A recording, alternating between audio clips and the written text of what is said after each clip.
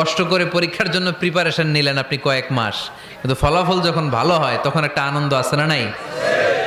সারাদিন রোজা রাখলেন রমজানে, কি কষ্ট, তৃষ্ণায় গলা ফেটে যায়, কিন্তু ইফতারির সময় যখন রুহ আফজা শরবতটা খাই কেমন লাগে?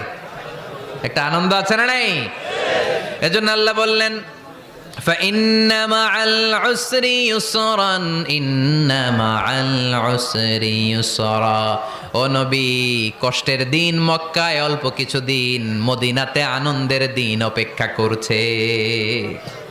আমাদের জীবনে যদি দুঃখ কষ্ট আসে আমরা ধৈর্য ধরবো, তাওয়াক্কুল করবো একজনের উপর, তিনি কে?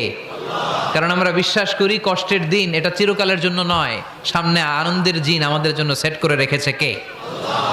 তাহলে আমরা সূরাতুল ইনশিরাহ থেকে 3টা নেয়ামতের বর্ণনা শুনলাম, বিশ্বনবীকে কি সান্ত্বনা দেয়া হলো সেটা শুনলাম। এবার 2টা গাইডলাইন শুনে তাফসীর আমরা শেষ